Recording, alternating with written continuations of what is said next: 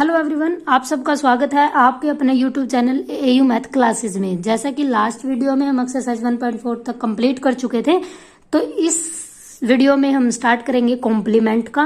और उस वीडियो में हम यूनियन और इंटरसेक्शन फाइंड आउट करना सीख चुके थे। अगर किसी ने पहले वो वीडियो नहीं देखी है तो एक बार डिस्क्रिप्शन में लिंक मिल जाएगा, वहां से जाके एक बार उसको देख लेना, तो वहां समझ आएगा, तभी ये समझ आ जाएगा वहां से समझने में, क्योंकि वो बहुत इंपॉर्टेंट एक टॉपिक है। तो उससे नेक्स्ट हम करते हैं कॉम्प्लीमेंट।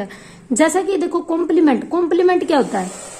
एक तो सिंपल हम लैंग्वेज में बोलते हैं कि कॉम्प्लीमेंट यानी कि किसी को कुछ कॉम्प्लीमेंट देना, और ये है मैथमेटिक्स की लैंग्वेज में कॉम्प्लीमेंट का क्या डिफरेंस है। देखो कॉम्प्लीमेंट क्या होता है, कॉम्प्लीमेंट कॉम्प्लीमेंट क्या है, कॉम्प्लीमेंट ऑफ ए सेट क्या होता है। कॉम्प्लीमेंट का मतलब क्या है कि जो हमें सेट गिवन है, मान लेते कि ए कोई सबसेट है यू का, यू कोई यूनिवर्सल सेट है, ए उसका सबसेट है, तो कॉम्प्लीमेंट क्या होगा, ए के जितने एलिमेंट है ना उसको छोड़ के, जैसे मान लेते कि यू कोई भी सेट है 1 2 3 4 5 तक, और ए कोई भी सेट है वो गिवन है कि 1 और 3 है, तो ए का कॉम्प्लीमेंट, ए के कॉम्प्लीमेंट की नोटेशन है, या तो फिर इसको ऐसे लिखते हैं कि ए का, ए के ऊपर ऐसे सी लगा के कि ए का कॉम्प्लीमेंट या फिर ए डैश, ठीक है, या तो ए कॉम्प्लीमेंट या फिर ए डैश। तो यहाँ पे ए गिवन है कि 1 3 है, तो ए का कॉम्प्लीमेंट क्या होगा, ए का कॉम्प्लीमेंट, या फिर इसको डिनोट करेंगे ए डैश से। तो क्या होगा, देखो जो ए में एलिमेंट है वो वाले छोड़ के, ए में क्या है, ए 1 है तो 1 को यहाँ से छोड़ देंगे, 3 क्या है 3 को छोड़ देंगे, तो क्या बचा 2 4 5। तो यहाँ पे इसका कॉम्प्लीमेंट क्या आ जाएगा 2 4 5। तो यहाँ से हमें क्या पता चल रहा है, यानी कि कॉम्प्लीमेंट क्या होगा किसी भी सेट का, उसके एलिमेंट को छोड़ के, ठीक है। जैसे यहाँ पे ये है कि यू कोई यूनिवर्सल सेट है, ठीक है, ए क्या है उसका सबसेट है, तो उसको डिनोट कैसे करेंगे डायग्राम से। तो देखो कॉम्प्लीमेंट ये वाला कि ए, यानी कि कॉम्प्लीमेंट क्या बचा, ए को छोड़ के, तो ए यहाँ ये है अंदर, तो ए को छोड़ के ये वाला, तो ये क्या हो जाएगा इसका कॉम्प्लीमेंट, ठीक है। यानी कि ए कॉम्प्लीमेंट क्या हुआ, ए के एलिमेंट को छोड़ के, तो ऐसे निकाल लेंगे। अब अभी हम देखो करेंगे एग्जांपल और एक्सरसाइज, तो वहां से अच्छे से समझ आ जाएगा कि कॉम्प्लीमेंट क्या है। तो देखो कॉम्प्लीमेंट क्या है, late U be the universal set consist of all prime number and A B the subset and a be the subset of u which consist all those prime number that are not divisor of 42, ठीक है। तो दस a में क्या बचा है कि u के वो सारे एलिमेंट जो डिवाइजर नहीं है 42 के। तो अब देखो a में क्या है, a सेट कैसा लिया इसने, सबसेट है जो डिवाइजर नहीं है, तो which is that 2 belongs to u, 2 तो u में है but 2 does not belongs to a, यानी कि तो उसके कॉम्प्लीमेंट में क्या जाएंगे, जो 42 के डिवाइजर होंगे, क्योंकि इसने पूछा is not a divisor of 42, तो ए के कॉम्प्लीमेंट में जो 42 के डिवाइजर होंगे वो चले जाएंगे। ये थोड़ा सा है। तो देखो नेक्स्ट हम देखते हैं कि कॉम्प्लीमेंट क्या, let U be the universal set and A B the subset of U, then the complement of A is the set of all element of U which are not element of A. जैसे कि अभी हमने example में देखा था कि ए के complement में कौन से एलिमेंट आएंगे जो ए के अंदर नहीं है। तो symbolically it can be write, तो इसको कैसे लिखा जाता है, A dash denote to the complement of A with respect to U. तो दस ए डैश कैसा आएगा, तो देखो ए डैश को कैसे लिखेंगे कि उसके अंदर यू के कौन से एक्स, कि वो यू के तो एलिमेंट हो but X does not belongs to A, कि एक्स ए में ना बिलोंग करे, यू में तो हो लेकिन एक्स ए के अंदर ना हो। तो यानी कि ए डैश कैसा आएगा कि u माइनस ए, क्योंकि हमने जब a माइनस बी किया तो यही तो था कि इसके एलिमेंट तो थे लेकिन इसके नहीं थे, तो यहाँ पे u के है लेकिन a के नहीं है, तो दैट मीन्स u माइनस ए। तो a कॉम्प्लीमेंट किसके इक्वल आ जाएगा, u माइनस ए के, ठीक है।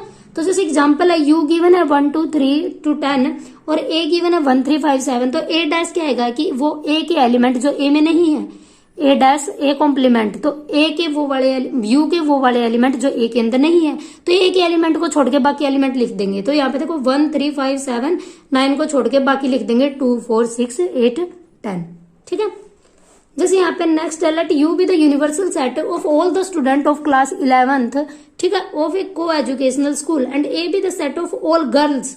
तो ऑल गर्ल्स है तो ए कॉम्प्लीमेंट क्या आ जाएगा, जितने भी उस क्लास में बॉयज थे वो बच जाएंगे। तो since A B the set of all girls, तो A dash is clearly the set of all boys, ठीक है। अब देखो नेक्स्ट ए भी अगर ए सबसेट हो यूनिवर्सल सेट का, तो its complement A dash is also a subset of U, because क्योंकि देखो ये थोड़ा समझने में अजीब सा लगता है कि अगर ए सबसेट है तो उसका कॉम्प्लीमेंट कैसे उसका सबसेट होगा। अब देखो ये ए है तो ए डैश क्या बचेगा, ये ए है तो इसका ए डैश क्या होगा, ये ठीक है, और ये यू है। तो देखो यू क्या है, यू यूनिवर्सल सेट है और ए इसका सबसेट है। जो इसके अंदर होगा वो हर यू का तो सबसेट होगा ही। तो देखो यू के अंदर अगर वो उसका सबसेट है तो सबसेट यू के एलिमेंट तो यू के ही आएंगे। अब देखो ये सारे एलिमेंट यू के थे यहाँ पे, अगर हमने ए को छोड़ दिया तो ये एलिमेंट भी तो यू के ही है। और ये क्या है, ए डैश। तो ए डैश में के अंदर यू के कुछ एलिमेंट है तो that means A dash is the subset of you. A dash you का सबसेट हो जाएगा। ठीक है, कि जो ए है वो भी सबसेट है यूनिवर्सल सेट का और ए डैश भी सबसेट है यूनिवर्सल सेट का।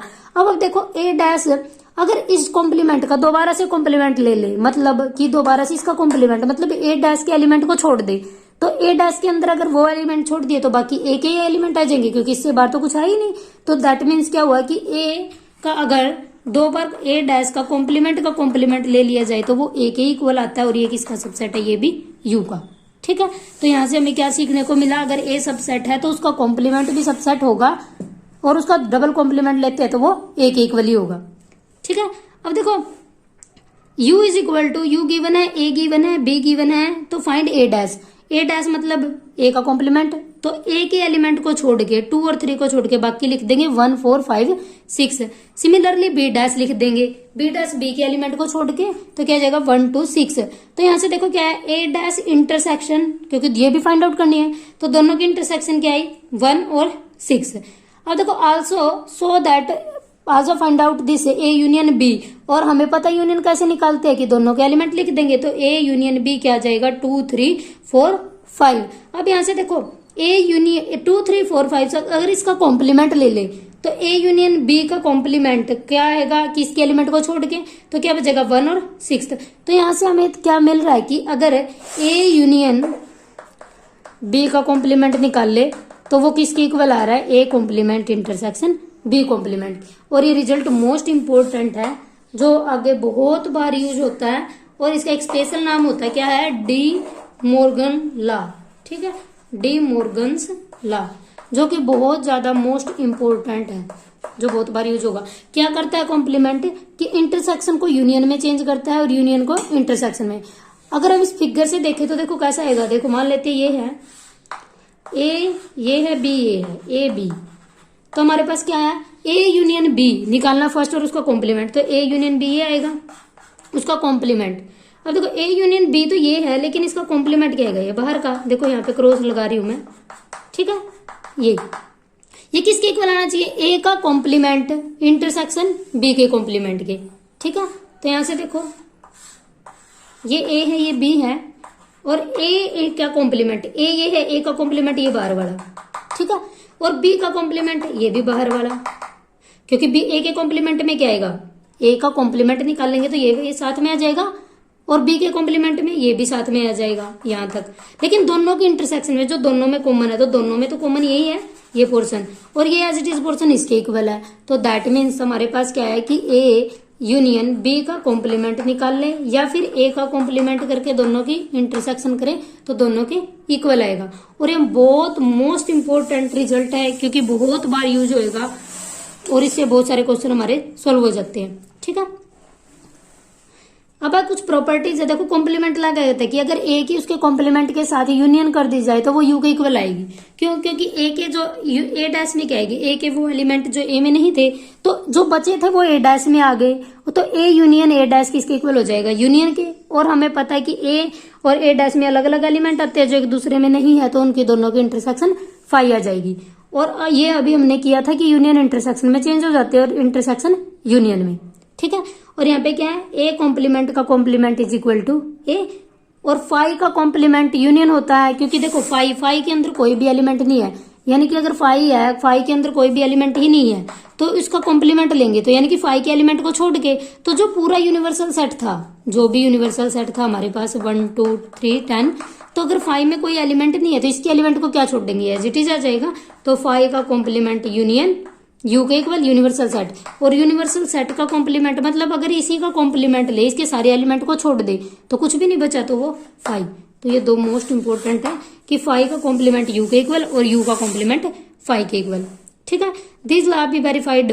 और वेन डायग्राम से देखें तो देखो ये है कि अगर ये हमारे पास है, अब देखो ये देखते हैं कि ए और ए डैश की यूनियन यू के इक्वल है या नहीं है। अब देखो ए ये है, ए डैश ये है, ये ए है, ये दोबारा से मिलाते हैं। देखो ये ए है तो ए डैश क्या आएगा, ये इसका बाहर का, कि इसमें कुछ भी कॉमन नहीं हो। अब देखो दोनों में क्या है, अगर दोनों की यूनियन करें तो यूनियन मतलब ये पूरा और ये भी पूरा, मतलब पूरा आ जाएगा ये। तो क्या बन जाएगा पूरा, A union A dash is equal to U के इक्वल। बट अगर ये देखिए कि इसमें कुछ भी कॉमन, इसमें क्या कॉमन है, अगर ये है और ये ए डैश है।